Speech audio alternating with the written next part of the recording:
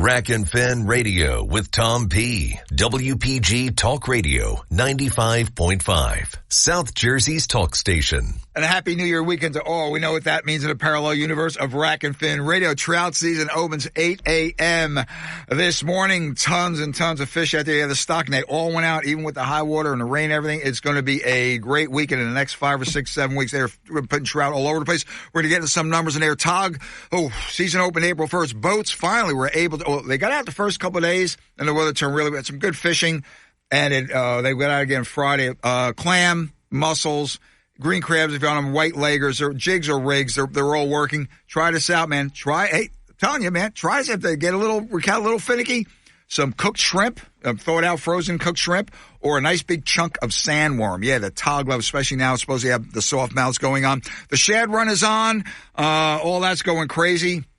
But again, give it until maybe Monday for that water in the Delaware River to go down. That's the only place that you can fish for them legal. Shout out to Edwin Bick, Mystic Island. Met him the other day. Now, Ed, that striper cap I sent out to you with my logo on the back, listen to me. What that means is sometime in the next 30 years, you're guaranteed a 50-inch and or 50-pound plus bass.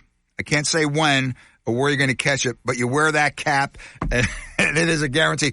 Hey, let's get to some numbers here. On Monday, Lake Shenandoah, the Rack and Fin Radio area, Ocean County and down. Lake Shenandoah is going to get 420 trout. North Branch of the Titicaca 360. South Branch of the Titicaca 560. Prospect Lake 290. Toms River 600. Now remember, on the Matitacocks and the Toms, you have to wait till 5 p.m. on that stocking day. Tuesday, Greenwich Lake gets 360. Harrisonville Lake 360. Iona Lake 330. Shadler Sandwash Pond, I love that place, 310. Swedesboro Lake, 410. Wednesday, Birch Grove Park Ponds, right down here behind the studio building, 300. Gloucester City Pond, 100. Grenlock Lake, 300. Hamilton Lake, 440.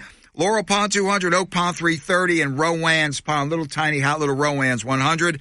On Thursday, April 10th, Crystal Lake 420, Mary Elmer Lake 400, Pemberton Lake 420, Ponder Lodge Pond, I love the Ponder Lodge, 370, Shows Mill Pond 400, South Violent Park Pond, another Rack and Fin Radio fave, 370, and Tuckahoe Lake, yet another one, 420. Go to njfishandwildlife.com. They have the full schedule, the stocking, the actual days they're putting them in, and the amounts. Man, we have a really jam show coming up. Jim Hutchinson Jr., managing editor, New Jersey Delaware Bay edition of Fisherman Magazine, talking stripers. Then we got some blue catfish, flathead catfish, a lot of stuff happening in the Delaware River. Grab that cup, grab that Red Bull. Be right back. Rack and Fin Radio. And let's hear it for Pickerel. We're going to hear about that later in the show. Be right back. WPG Talk Radio 95.5. Rack and Fin Radio with Tom P. WPG Talk Radio 95.5. And the WPG Talk Radio app. Here we go, look out below. Back inside Rack and Fin Radio with me, Tom P. It's a very happy New Year weekend. Oh man, what a time it is. I mean, everything is going on, but you know, I want to talk about stripers right now. Specifically, you're hearing, I've been in contact, a lot of people, where are the bass? The bass up here, they're not up here yet. The big ones aren't here, they're still down south, they haven't arrived. Well, I know you have the two stocks, okay? You got the Chesapeake, you have the Hudson, what have you. Man, they've been catching fish 35, 40 inches now for a couple of weeks out front of Manasquan, out front of LBI. The bass are here. It's a matter of, I don't know, you got to fish for them. Now, the weather's been for bleak, the past 3 days of the conditions. Things are on track. I put a call into Jim Hutchinson Jr., Big Hutch. My main man, shout out to Big Hutch. You're coming out with some recipes. He's the managing editor, New Jersey Delaware Bay edition of Fisherman Magazine. By the way, check out the April edition. Absolutely killer. Just talking stripers, where are they? They're here, they're not. There's so much conjecture about where are the bass and when do they actually arrive that, I don't know. And then you have fish gray tag research, whatever, some science organization tracking stripes, and they just found one of the tags somewhere in the possession of someone from the Fisherman Magazine. It was Jenny Ackerman. Hutch is on the line with us right now. Hutch, one, great to have you on. Two, stripers are here, been catching them in the back and out in front. And three, gray fish tag research. What is happening, brother? That's a load. Go with it, man. First thing, happy first day of trout. Oh, yeah! Sorry, go ahead, man. It's like a family holiday, and you're. Oh yeah. No, so if you haven't read about it in the Fisherman, so since 2019, we've been putting satellite tracking devices in a couple of stripers a year off the Jersey coast. It started with 2 of them up in the Hudson River in May of 2019, and every year we do it. And it's part of something we call the Northeast Striped Bass Study. We're not researchers, we're not scientists, but yeah, we at the Fisherman Magazine and a bunch of our sponsors have been working with the folks at Gray Fish Tag Research since 2019 to do 2 types of things. One is to get green streamer tags distributed throughout the community here in the Northeast and New Jersey in particular, the for hire community. Dave Scholl, the Freddie Gamboa and his crew up there, and Fletcher Chase. Folks throughout the state of New Jersey have been putting these green streamer tags to track stripers of various sizes. But the jumbo stripers that have been carrying satellite tags for us every year are anywhere from 35 inches to 48 inches in length, right?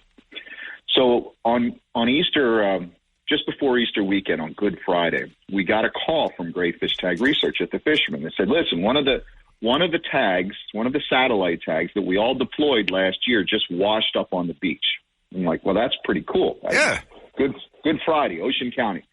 Now, some investigation real quick with the folks at Gray as we're going out to go look for that tag. It was tagged by Chuck Manny off of Sandy Hook. Chuck Manny, he's from Annandale, right? Yes, Chuck, he is. Yeah, up in Hunter. Yeah, go. Sorry, Huck. Best striper fisherman I know, and I know he's a fantastic muskie fisherman. He's unreal. Shout out to Manny. He is unreal. Chuck Manny, man. Go ahead. So Chuck tagged this fish. It was 38 inches long off of Sandy Hook, November 26, 2023. This was the first time that we tagged the fish in the late fall to carry this tag through the first part of the winter. So for 4 months, we didn't know where this fish was. All we know is last week, tag pops up because we know that because it feeds a satellite. All the information that's stored inside this digital electronic high-tech tag, like the tags that track sharks around the globe. It starts feeding the satellite, and the satellite tells our folks, hey, we're getting some information from this tag. It's a mile off the beach of Lavalette. So anyway, jump forward. We go looking for it on the beach. Jenny Ackerman runs up there, and within 2 hours, she finds the tag. Man, she's a bloodhound, man. she's great, right? Yeah. She's great. So that's how we go into the Easter weekend. Now, here's the part that people have to think about, right? That fish was 38 inches long in November. We hadn't tagged one locally and then tracked it through the winter. This is like the first time we've done this. But all of a sudden, now we know. We know that 38-inch fish, which is probably, 39? Maybe it's a 40-inch fish. We know that fish was a mile off the beach at Seaside because that's where the tag popped up. Yep. That's where we got it. And then it floated into shore in a few days. So somewhere inside a mile, let's say, that 38 to 40-inch fish was off the beach at Seaside in Lavalette. And big fish like that travel in school. So there's more of those big fish. Oh, yeah. So you said something, Tom, before. You said, the fish haven't arrived from the south yet. Well, where the heck are they coming from? Right. So those folks who say those fish haven't arrived, where are those fish from the south coming? Because if you're talking about the Chesapeake stock, they're already up the Chesapeake. Yep. So that's true. We haven't gotten those yet, but we're not going to see those until May. So what about the big fish that are spawning up the Delaware River and the big fish are spawning up the Raritan? Oh, yeah. Are they coming? Where are they coming from? Are they coming from the south? They're coming from the east.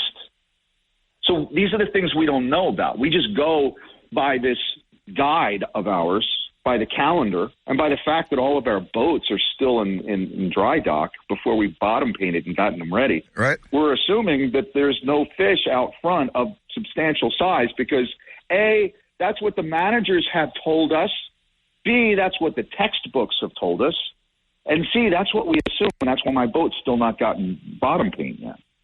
Listen, if I can interject for a second, I could hear through the line the vibe, Hutch's blood pressure rising. Go ahead, Jim.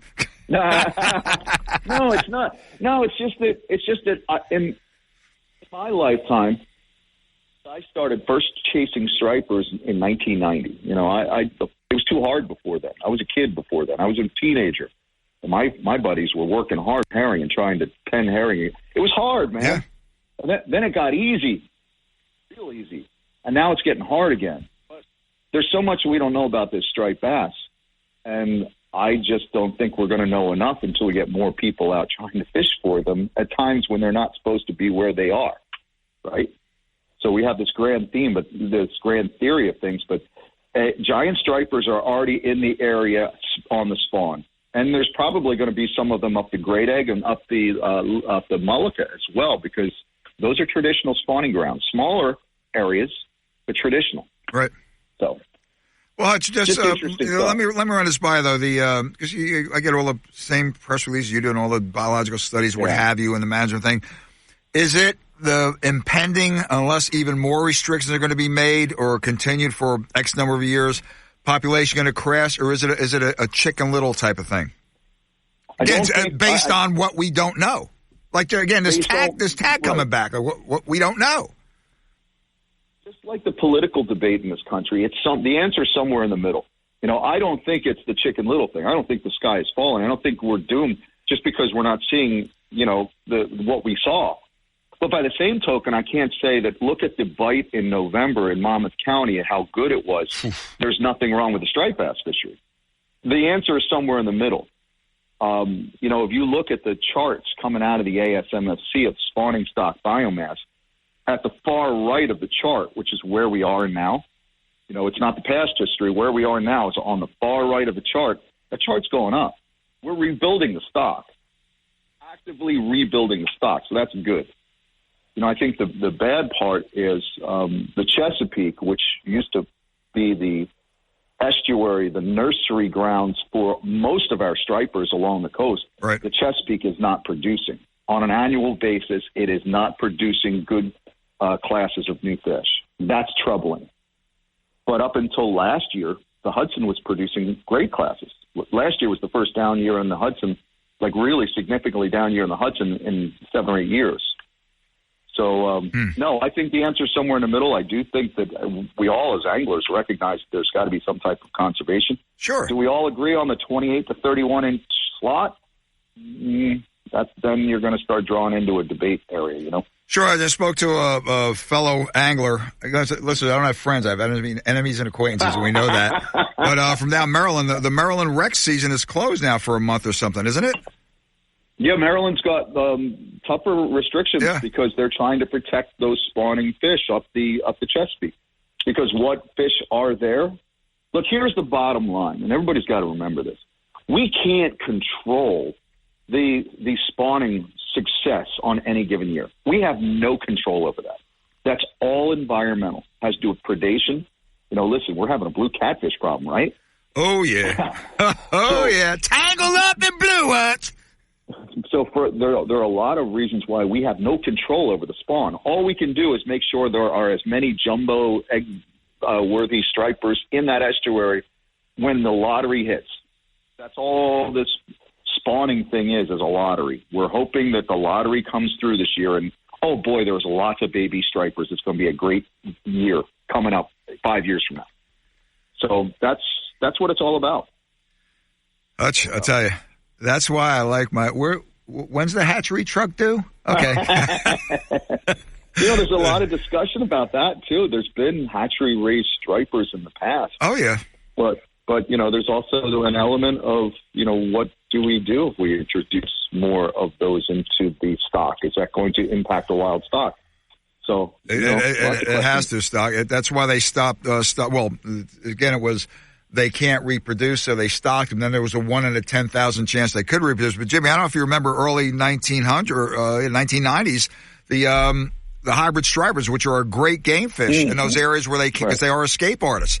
But there's a chance that so they put the brakes on those, so they can be raised in a hatchery environment. But I don't know about the pure strains. That's a tough call, and it will definitely, don't you think, eventually weaken the genetic chain? In the wild, perhaps, yeah. I mean, where fish are able to migrate, there's pure strains up in Beltsville in Pennsylvania. Oh yeah, you can catch those, right? So yeah, once you open up those borders, I wonder about that. But they've been introduced before. Look, the thing about it is, and I firmly believe this, and I tick off friends in Florida and my freshwater friends because they don't buy it. The striped bass is America's fish. It really is. It was there at the foundation of the Plymouth colony of all of our founding fathers here in the country. And then as westward expansion grew, we shipped baby stripers out to the West Coast from the Navesink River on a train car. That's where the San Francisco Bay comes from. Yeah, exactly right. So westward expansion and the introduction of striped bass and wipers or hybrid stripers throughout the United States, it's all coming from here. It is America's fish. So that's open a debate, Hutch, but I'm with you. That's open a debate. By the way, wasn't it April 5th or April 4th or 5th Plymouth was established? Oh boy, there we go. Let's open up another thing going on there. They caught too many stripers. They funded the first public school on taxes from striped bass, and if I'm not mistaken, that's where our first fisheries law comes from. When I think it was somebody was using striped bass for fertilizer, and they had to abolish that because they had to protect. Let me run this by because that goes back decades now. Why not? Why not the politics involved? But why not a striped bass scratch-off lottery ticket or license plates? You got it for every freaking thing else. We tried them. We tried them when I was at the RFA. First of all, you did? we tried it. We had everything all drawn up and everything. First of all, with the lottery ticket. We thought that was a great idea. But the people that own the lottery money that's coming now, they didn't want anybody else getting their grubby hands on anything, right? So I don't know. I don't want to say who gets the lottery proceeds now because I don't want to defame anybody. But they're the ones that said, "Get out of my till. That's my money. Go find your own way of getting money. Go have a bake sale." Oh. So then we went with the. So then we tried the license plate, like a Marine Coastal District striped bass license. Well, then it wouldn't pass through the Department of Transportation because they said, no, keep your mouth. We said, you can get a square dancing license plate. Why can't I get a fish license plate that supports fisheries research? I think the last we left it, we were told if we laid out the money, we meaning the community, if we laid out the money and bought the first round of license plates, they would do it. So the state has just gotten screwed up. This is a moneymaker. The state could have invested in this, put a striped bass on a license plate like you do with the Barnegat Lighthouse, and like you do for square dancers, and you could have raised money for the Marine District of New Jersey and raised money. But they wanted to make us jump all through obstacles, and by the time we got through the entire obstacle race, then they said, now you lay out the money for the license plate. We said, screw it. We're out of it. Hold it, Hutch. Jeez, right up on my screen. Jeez, just what came up. I got something here from Square Dancers or Us. Oh, boy, Hutch. You started something. I do not mean to disrespect any square dancer in the state of New Jersey. I love it. Love square dancers. You take care. Best of Michelle and everybody. We'll see you on the water, man. Happy Trout Day, Tommy. See you. Bye. Jim Hutchison Jr. Always great, Chris. Come up. Go, Chris. I'm totally discombobulated this time of year, man. Coming up, Captain Dom Troisi talking Delaware stripers, Delaware flatheads, Delaware shad, and those blue catfish. Ooh, the pervasive, invasive. Be right back. Rack and Fin Radio. WPG Talk Radio 95.5. Bullet points. I'm Eben Brown. More gun control could be coming to Colorado if lawmakers there in that state get their way. Democrats hold the majority in the Colorado legislature, and they're putting forward bills intending to limit access to firearms.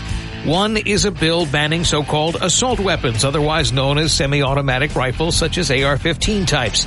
But they also want to slap an 11% tax when purchasing guns and ammo, and that would be in addition likely to the state sales tax of 2.9% plus whatever each municipality throws on top of that.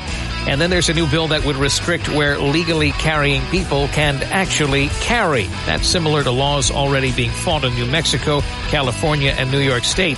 While these laws have yet to pass, Colorado Democratic Governor Jared Polis is considered likely to sign them.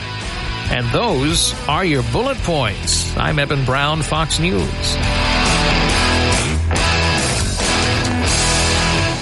WPG Talk Radio 95.5 has teamed up with Seize the Deal for incredible weekly offers from some fantastic local restaurants. Here's this week's big deal. Get a $50 gift card, good for use at the Ravioli House in Wildwood for just $25. This great deal is on sale now at seizethedeal.com. Hurry, chances are this deal will sell quickly. For more info on this great deal, go to seizethedeal.com.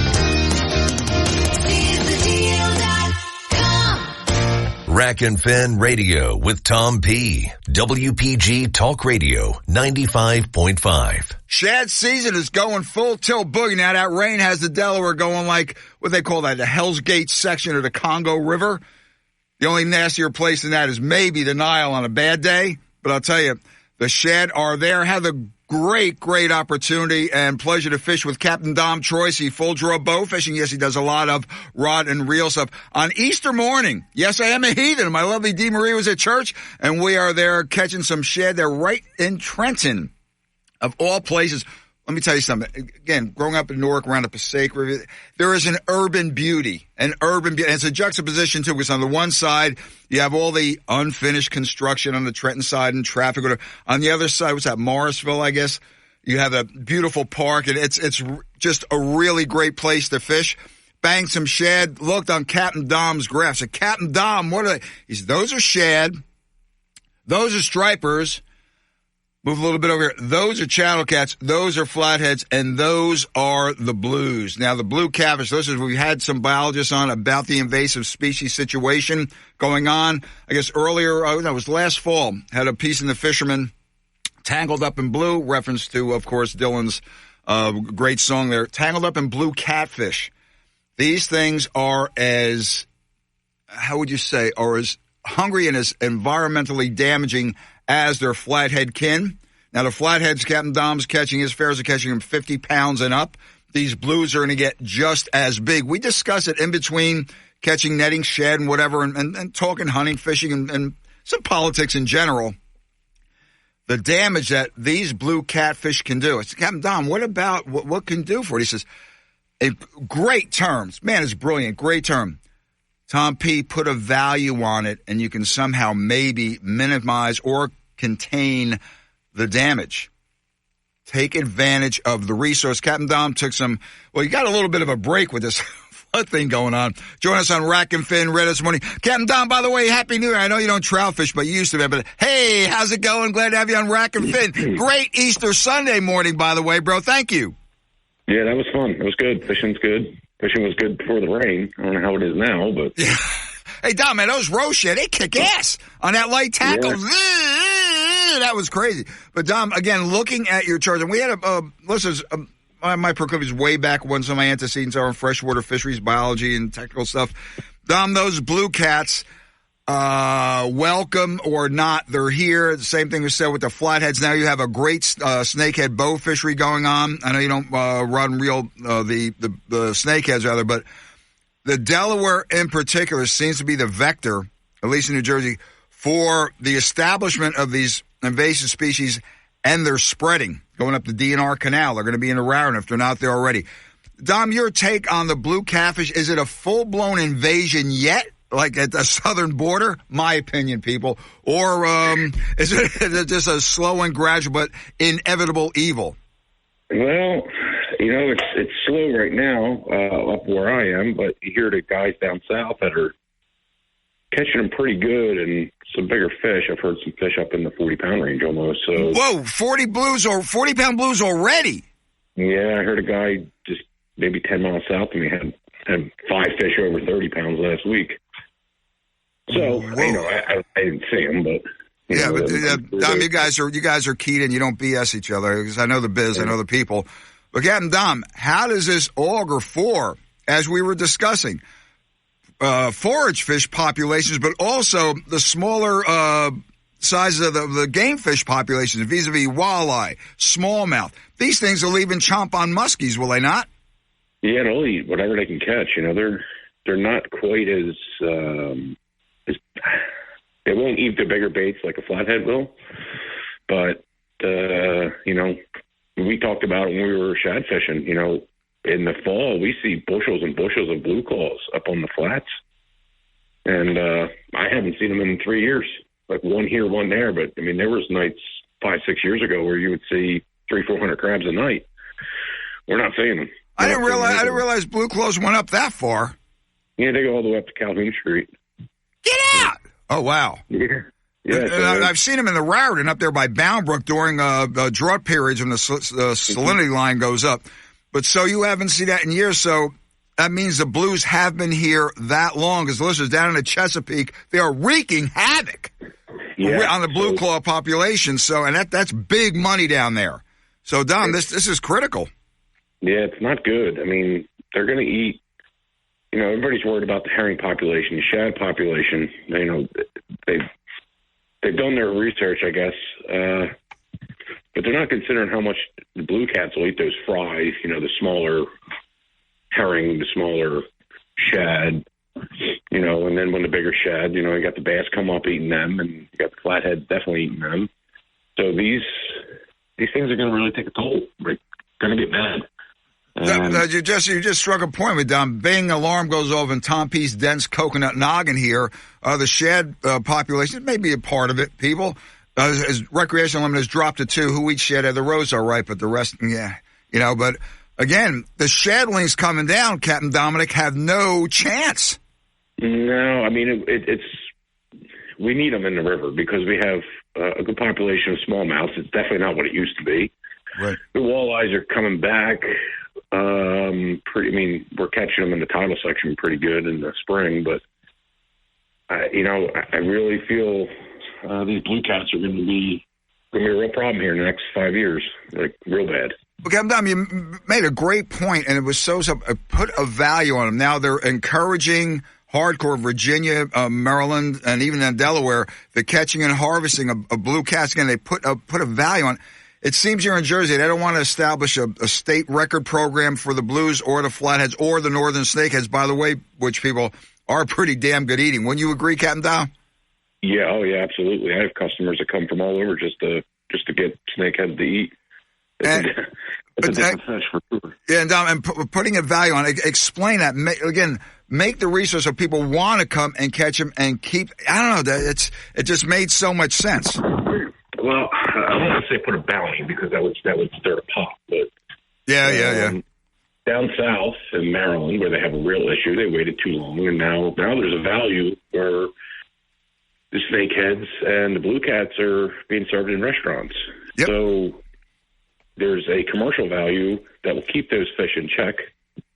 The best that you can do in a 9-foot tidal section.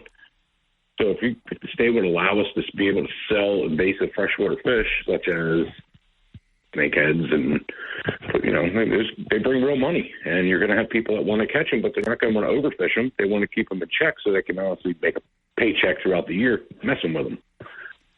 So let the people that do it for a living make a living doing it. I mean, there's money to be made, and everybody's going to win. So I think it's an untouched resource, and the state won't ever allow, as far as I know, the sale of freshwater fish. So,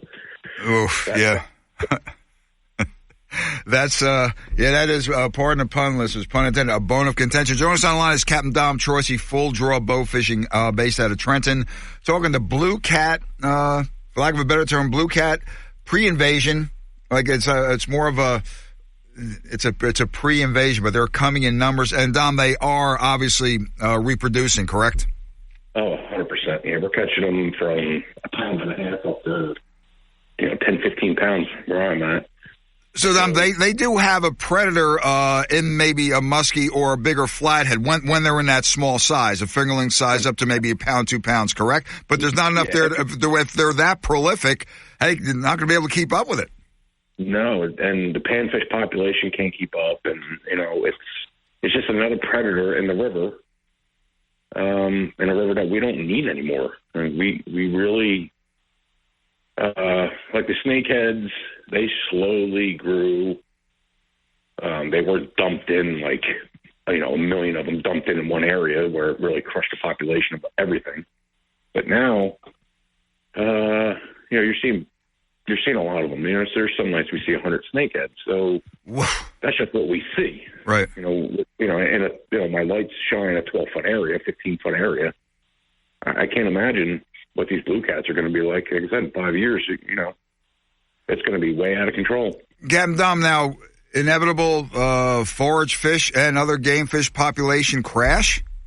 Is that possible? I mean, that's a nightmare scenario. We've had the flathead thing. So with the flatheads, everybody was like, no, it's not a big deal, and blah, blah, blah. But, we've taken them and we've cut them open with 3-pound smallmouth in them. So, whoa! I mean, if you think about it, these bass, these muskies and stuff like that, they hang around structure. And same thing a flathead does. Well, that bass is going to fit in its mouth. It's going to eat it. So that's the problem with the flatheads. And the blue cats are pretty much the same thing, but with smaller mouths. So the juvenile bass, the juvenile walleyes, the sport fish per se, are going to be in trouble here in the next couple of years. It's everything that comes up the river. So it's not like, it's just a small area. It's everything from the Delaware Bay on up past Trenton. If they go up into the whitewater, I got no idea. Yeah, right. I was just going to ask you that, Dom, because they're getting flatheads. We've seen them all the way up by the Water Gap, and I hear north. Blues, though, seem that Trenton makes Calhoun Street Bridge area seems to be right now sort of like their demarcation line. But you said like high water like they have now, you don't know. Can they move? Will they move? They have tails. Yeah. That's the thing. I don't know anybody above me that's caught them, but the river's at 17 feet right now, so in a couple of days they could be all the way up past Lambertville. I got no idea, but it's going to happen. It's just when. Okay, Dom. And Dom, one thing too, how the competition, blues, flatheads, and the stripers. And I don't want to talk about the sturgeon. That's a whole other topic. Captain Dom's going to be. I'm going to get his ass in here. I'm going to sit down for a full hour and talk about that. But Captain Dom, striper fishing up your way is out of control. Great. Then in the long run, now the competition. So even though it's a periodic thing, they come up, they go down. With the flatheads and the blues, what do you think? Well, stripers got to eat. They're there to spawn. So. I think our biggest issue is forage fish. When the herring don't show up, or the bass show up before the herring, or vice versa, whatever, then bass are going to eat the same thing the flatheads are eating. Blue cats, the snakeheads are going to eat the perch, the bluegills. I've caught them. Flathead fishing. I've caught plenty of bass on live bluegills or live perch. I don't know. The river's changing. That's for sure. Wow. Okay, I'm down. Let's talk about your business. Full draw bow fishing now.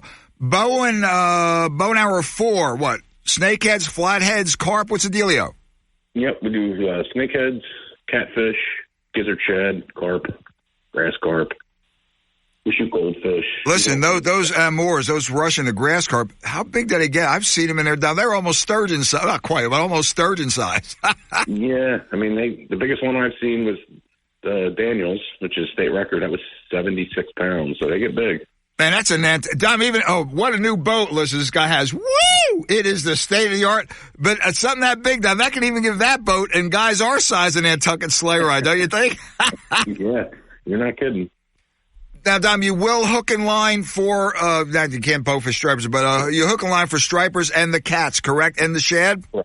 Yep, I do shad this time of year, and then we'll do straight bass fishing, and we'll gradually bring in, as the water warms up, we'll switch over to catfish and flatheads mainly, but I'll do channel cats and blue cats, obviously. How big are the channels? I've seen some in the Delaware, 10, 15 pounds. You get them that big or bigger?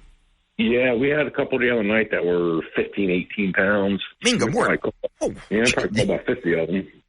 Wow. But it's that time of year. They're going to be feeding heavy right now. Yeah, April is the time, people. Like I say, this is a Happy New Year month, the Fool's Month. Tom P is a fool, we know that. But this is pure fishing. I'm Delaware River. What a resource. All the way down. We caught the stripers down Paulsboro, straight up. They're all the way up past the gap. They're all the way up in New York State now. So, and Pensy, it's a wild fishery. Dom, just back to the shed before I let you go. I noticed we were the only ones shad fishing. Now, shad might get popular. You get to Lambertville and north, Bulls Island, Rosemont up there. Have you noticed the interest in shad fishing in the Trenton area and below sort of waning? I mean, there was nobody. We were not going to stop. Dom, where's everybody? You have people there plugging for stripers, dropping baits or cats, going to bank sides for the largemouth and smallmouth. Dom, we were the only shadders there that morning. Yeah, that's the most I'll see in a day is maybe 2-3 guys shad fishing in the lower section. Now with the construction going on in Trenton for the last few years, nobody's fishing the banks, but before that construction, the banks would be lined up when the shad came through. Now we saw nothing. Wow. No.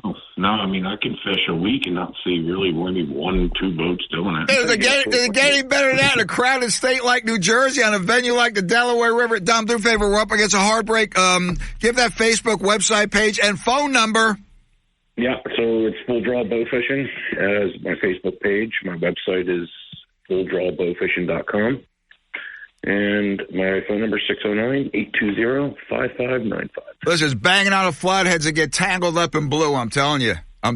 Hey, Dom, you know me, I catch stripers, all my striper fishing. Tell me, these things pull harder than a bass, in my opinion. Not that I get the big bass, like 50 pounds, but they pull harder than a bass any day of the week. What do you think? Uh-oh, am I going to get you in trouble? No, flathead fishing is... it's either you can do it or you can't. It's a hard fisher to figure out because it's such a big tide swing, 9 feet. So, you have to really know what you're doing to catch them things. But, you can get some good nights. You get 20, 25 flatheads in a night. Man, that'd beat it. I don't care who you are. That'd beat it. You could be Jake Paul. That'd beat your ass up, man. Yeah. I had a fellow last year that went, year before, like fish number 10. It was like an hour and a half into the trip. He was done. He was like, I can't even move my arms. He's like, I'm good with these things. So, but we stayed, and I think we ended up catching like 37, and I reeled in most of them because he was just worn out, tired. Whoa, okay. Best fish he's ever heard of for flatheads.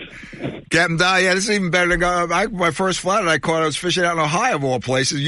I'm using live goldfish. And I mean, not goldfish like an old time. I mean, goldfish. And I said, man, if these things, boy, it's a shame we don't have these in Jersey. Well, be careful what you wish for, people, because they are wreaking havoc. Captain Dom, thanks for your insight. Have a great season. Hope to see you soon. All right, Tom P. Thank you. That's it. Way long on that segment. Up against the break. Captain Dom Troyce, you Full Draw flatheads, blues, big channels, stripers, shad. And you got to see these sturgeon. They were coming up, rolling, breaching. That was something else. Be right back. Rack and Fin Radio. April rules. Mark Levin. Are you going to be played by Joe Biden? Joe Biden's using the tactics of totalitarian, autocratic leaders around the world, of totalitarian, autocratic bigots from 100 years ago in our own country. Are you going to be played by this guy? You think our country is safer? You know it's not. You think your neighborhoods are cleaner and safer? You know they're not. Mark Levin on South Jersey's talk station, WPG Talk Radio 95.5.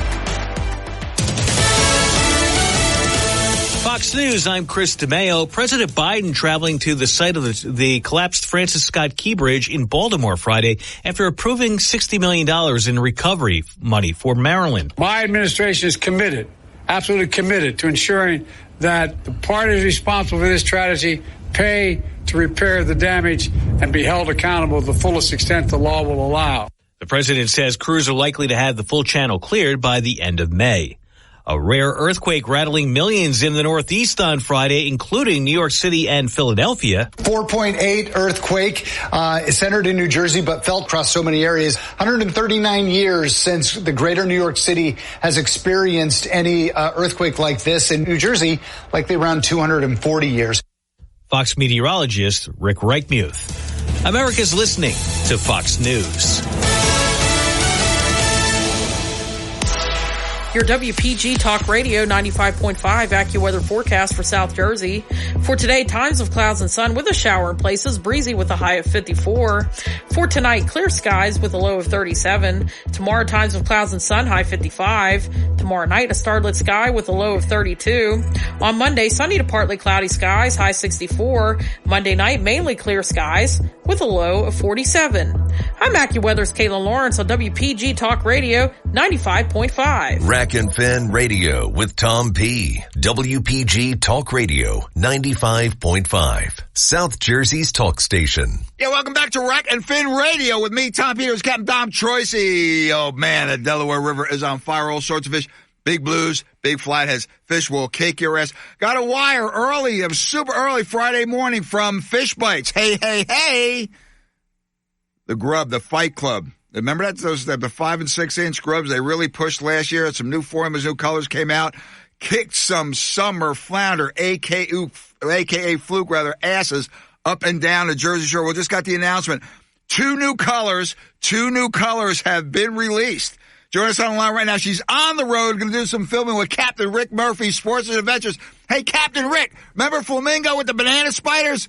Whoa, I thought I was going to die. It's VP of Marketing and Advertising for Fish Bites, the dynamic Courtney Marie Wozniak, and she is on the road going to see Captain Rick do some filming. Courtney, glad to get you on the fly. Talk about these new colors, and then real quick, get into the Fish Bites no stink technology. Go! That's right. So we just came out with two new colors. So you've got the Slugger. That is the electric chicken-esque. So it's the green and pink with a little glitter in it. And then we could not go without making a pink shiner. So that's a pink and white. Got a beautiful sheen on it. It glows almost in the water. Pink shiner. So awesome. Pink shiner. Right. Good name. Hey, did you name that, or was that Mike? Or Terry? Look, we all collaborated. I believe Terry was the winner on that one. So okay, Courtney, yeah, the testing that went into these colors. How long on the drawing board? How long the testing before your scientists bang? Listen, it's like a laboratory down there. It's amazing down there in St. Augustine. Go into that, Court. It is, yeah. So it is really all based on science. So we do put a lot of research into it. The flavor and scent technology, the secret sauce, we spent decades, Dr. Carr spent decades creating that. And so, our baits are totally different than anybody else's. If you look at the Fight Club series, we have no plastics in our baits. So all of that secret sauce is directly injected into those baits. So when the bait hits the water, the sauce doesn't just come off of it, like other baits. Right. It actually releases into the water, creates a powerful scent trail. There's nothing like it.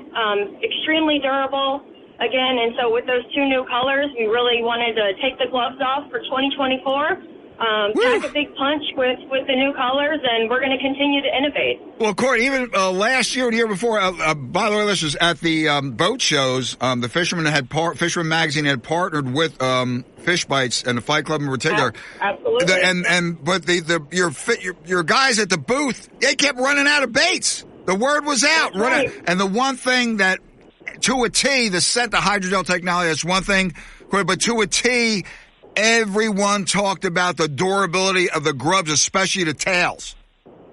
That's right. Yep. And that's the best part, is you can catch multiple fish on one bait. I mean, we've had guys and gals up north catching, 7, 8, 10 fish on one bait. I mean, you think about that. Wow. And the cost savings of, you're not losing your bait, when you're putting it out in the water. It's staying on the hook, and it's lasting a long time. Joyce on the Rack and Fin radio line this morning, April 6th. Happy New Year, opening day of trout season up here in the Great Garden State is Courtney Marie Wozniak. I love that name. Courtney Marie Wozniak, VP of Marketing and Advertising for Fish Bites, based down there in St. Augustine. Now, Fish Bites has been around since, 98, 99? The whole lineup now, yeah. the progression to the Fight Club series, a lot of tweaking, I understand, went on. So now you guys are going full bore, guns blazing for into 2024, correct? That's right. I mean, we've got the 5 shapes, and we're going to continue to innovate those colors, and we don't plan on stopping. So, Courtney, one thing I noticed, the bottoms of the 5-inch. Now, this is the Fight Club's a 6-inch grub. The 5-inch grub we use actually out front pretty well too, but in the back is more of a baby. It's a flat bottom or flat head. Go into that difference. Is that made for a different jig? Do you guys have your own jig heads? We do have our own jig heads. They're made specifically for the Fight Club series. They're a little on the lighter side. So for the grubs, we are coming out, we're going to look into some heavier jig heads, but, the 6-inch grubs, obviously a larger bait profile, deeper water, larger fish. You want to keep that, moving through the water good with that tail and that action. The smaller, the 5-inch, dirty boxer curly tail, does have that flat side. So that's really meant to be bumped along the bottom. That smooth side just slides right along that, the sandy bays, or, you can bounce it against the rocks as well. But yeah, so two different profiles, 2 different sizes. definitely going to be killing the fluke this season, so we're excited about it. Okay, Corey. Well, Corey, listen, before I let you go filming with Captain Rick Murphy. I love Rick, man. And beautiful wife, Kathy, his kids. Oh, my God. Where did the time go? Now, Corey, you're fishing with the grubs. You're catching fish. At the end of the day, I want to change it. Put the bait back in the bag or no? And if not, is it biodegradable? Yeah, don't put the bait back in the bag. You know, we want to keep the integrity of the other baits, really good. So I would recommend not putting the bait back in the bag. Make sure that bag is sealed up and keep it in a cool, dry place. Just keeps those baits super fresh. And again, yes, they are biodegradable. We never want to throw stuff in the water, though, right? So, right. Trash them. But if, let's say, you lose a bait in the water, or a fish takes the bait all the way down, it's okay. It will pass.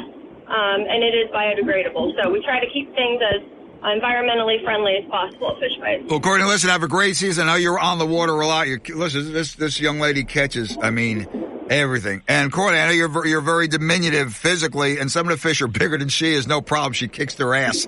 Courtney, do me a favor. Right. Give that Fish Bites website or Facebook page, please. Yep. So it's fishbites.com, and you can also find us on Facebook and Instagram. Okay, Courtney, take care. Travel safe. Hope to see you sometime. Awesome. Thanks, Tom. Yeah, two new color, that pink shiner. That was, and you were wondering, because the Gull Pink Shine ruled. Again, every year it goes, colors for some reason rule. Well, there's some competition now. It's called Pink Shiner Fish Bites. Grab that cup, grab that Rebel. Be right back.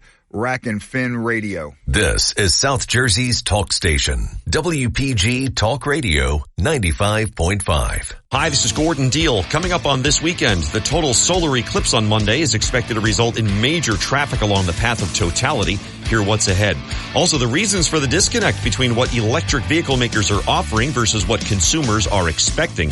Plus, the quest by Hidden Valley Ranch for global domination and where lost luggage on a plane gets resold. That and more coming up on This Weekend. This morning at 6 on WPG Talk Radio 95.5. Rack and Fin Radio with Tom P. WPG Talk Radio 95.5. South Jersey's talk station. Hey, that'll wrap it up for this weekend on Rack and Fin Radio with me, Tom P. Again, a happy New Year to all. Parallel Universe of Rack and Fin Radio when the season opens. Indeed, calls for a New Year's celebration. Trout season kicks off today at 8 a.m. Hey, just a reminder, the Women, Veteran, and Active Duty Fishing Day is going to be held at Lake Juliana, Ponderosa Estate Farm. It's going to be April 20th. Lake Juliana, one of the best private fisheries in the state, if not the planet. Give Karen Noah a call, 732-245-2751. Okay, all the talk about trout and stripers and blue cats and channel cats and flathead cats and what have you. What about the pickerel? Really close to me, number one freshwater game fish in New Jersey. They're savage, man. Every turn of the calendar page, you can catch pickerel. Hey, great pickerel tournament coming up on the 13th. That's next Saturday. Moore Deer Club's 18th annual, I should say. Chain pickerel, not redfin, not bar. Chain pickerel tournament and the Moore Deer Club. Joining us online right now from the Moore Deer Club is Ryan Holbrook, a.k.a. Muskrat, to talk about this event. Hey, Ryan, how's it going, little brother? Hey, how's it going, man? Pickerel! Come on, baby, you're badass! Hey, finally some love for the Piney Torpedoes. You hear them called snot darts and all this stuff. It's not rocket. They are slime darts. They are a great fish, and we have some big-ass pickerel here in South Jersey. Although, Ryan, from what I understand, the tournament is statewide. Go into the particulars, entry fee, the rules and regs. Go. You got a couple of minutes. All right, here we go. So it's $15 to enter. You can fish any lake of your choice. Registration we do the night before at our clubhouse, which is 62 Bozartown Road in Tabernacle, 08088. $5, we do a lunker pool. So basically, the day of the tournament on Saturday, April 13th, you go out, sunrise, you go out, fish any lake you want. Where you take the combined weight of 3 pickerel. 3 pickerel must be alive. You got to bring them back to the clubhouse for weighing. Weighing's 4 o'clock strict. As soon as I look at my phone and I got an alarm saying, well, as soon as that goes off, if you're not out of your trucks and sitting by me, we're not counting the fish. If you're pulling in, tealing wheels, then we're not going to count 4 o'clock. Weighing starts. No ends or ifs or buts. In other words, he's saying, people, You're not there for SOL, baby. Yes, sir. Well, yes, sir. Now, what's the entry fee? Entry fee is $15. Okay, what about kids, teenagers? What's the dealio? Oh, yep. Any youth angler from 15 and below, they come with a parent. Parent signs up. Any youth angler is free entry. It's not free entry into the lunker, which is $5. Right. But it's free entry into the whole tournament. And what we do is I tell everybody, come back for weigh-in. Every kid that signs up and comes back at the weigh-in walks out with a door prize, and then we also raffle off a huge rod and reel tackle box combo to one lucky kid at the very end. Wow. That is fantastic. Try to get the youth involved. Again, the whole thing. Right, we're speaking with I'm too fired up. Pickerel. Ryan Holbrook, a.k.a. Muskrat. The Moore Deer Club's 18th annual Pickerel Tournament is going to be Saturday the 13th. The Deer Club is based at 62 Bozartown Road in Tabernacle. For the GPS to get there, 08088. You got the 50-50 lunker pool. But the whole thing about a pickerel tournament, you're bass tournaments, the trout opening day tournaments. Why'd you guys key in on a pickerel, man? It's a native. It's just a great fish, but nobody really does it that much. There's one other tournament coming up. That's it. Yeah, we're in the middle of the pines. That's for us. We have the cranberry bogs and all of that, and that's basically what we catch. So we keyed in the people, the community of what we fish for or what we majority catch, and it works. Last year we had 90 anglers come out. 90 Whoa! anglers. That's almost 50 boats. Yeah, man, that's great. That is great. Let's just try to get their pickle. Show some love for the chain sides. Again, registration is 5 p.m. to 10 p.m. at the clubhouse. Again, 62 Bozartown Road in Tabernacle. $300 first prize, $100 second place, and the lunker 50-50 lunker pool. Extra 5 beans for the lunker pool. But there are, especially on the outskirts of those pines, right? There are some big. They're northern pike size, man. Oh yeah. It's like I said, it's neat having people from all over the state do this now. Okay, great. Ryan, for more information, where do they go? Give me a call at 609-923-0492, or you can actually go on Moore Deer Club's Facebook page. It should be posted on there, and that's basically it. And Moore Deer Club, M-O-O-R-E. Ron, I'm going to try to scare out. I think I have a couple of freshwater Rack and Fin radio caps. I'll try to get those out in the mail to you. We appreciate it, man. Thank you very much. Brother, be good. God spares. We'll see you next week. Rock and roll. That's right. Thank you. Take care. Too much fun. Gotta love the pickerel. God bless America. God bless our troops. God bless our first responders and law enforcement. Get out there and enjoy plenty of trout out there, especially get the youngsters out. A lot of fun. And don't forget the tournament up there at Pack on Lake in Tuckerton, right there along Route 9. Go to Empire Fishing and Tackle to register, hamburgers, hot dogs, all that good stuff. See you next week. Rack and Fin Radio.